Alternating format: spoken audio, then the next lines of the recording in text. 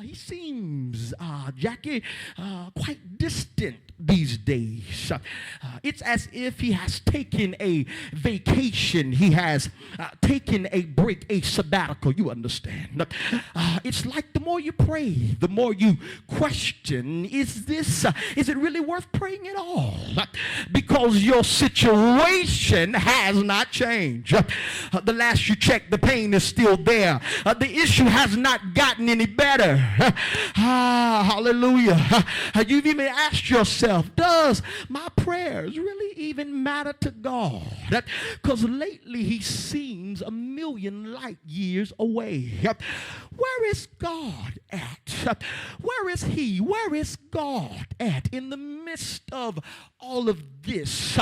Why does he keep silent in the middle of persecution? Why does he keep silent in the midst of disaster? Where was God at on September the 11th, 2001, when those planes went into those towers, killing thousands of men, women, and children? People, y'all, were jumping to their deaths. People were stuck in stairwells. What was he?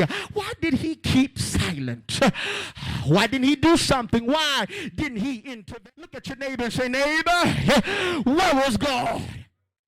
Where was he on August 29, 2005, when all of New Orleans was underwater? People went days without water, food, and water. They were trapped on the roofs of their house. Why didn't he speak? Why didn't he send warning? Where was God at when my mother broke the news to me that she was terminally ill and a year later she died? Where was God? Why was he silent? Where were you? Where were you, God? When my close friend who endured a life of adversity, from molestation of family members to the abandonment of mother and father, God, and her life ends in a tragic death. Where were you, God? Why did you keep silent? Where were you the moment this strange person that she hooks up with off a social site shoots her in the back of the head, dumps her body in the trunk of her own vehicle, drives it up 77 North outside of Columbia, South Carolina, to a remote area of Fairfield County, and sets the car on fire while she's inside? Where were you, God? Why did you keep silent? Martha says, Lord, if you would have been here, my brother wouldn't have died. David cries out in Psalms 10, why standest thou so far off, O Lord? Why hidest thou from me in the times of trouble? Job says in chapter 23 of his own book, behold, I go forward, but he isn't there. Behold, I go backwards, and I can't perceive him. Martin Luther says, bless us, Lord, or even curse us.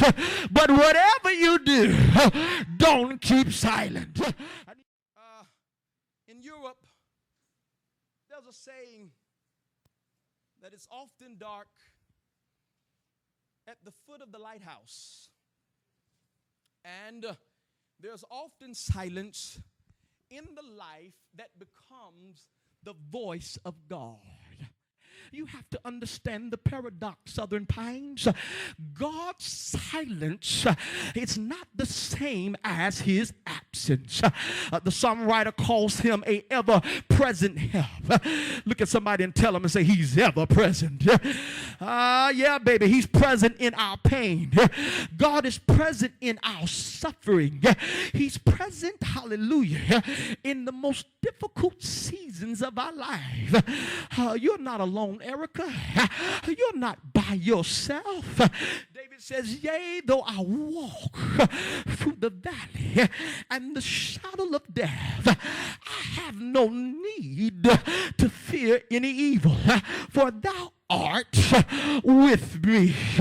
Look at somebody and say, he's with you. Oh, look at another neighbor and say, he's with you. He's with you every step of the way, Pat. He knows every need. He's aware of every pain. He feels what you feel, and he hurts when you hurt. But even in his silence, he promises that he'll never leave us, nor will he forsake us.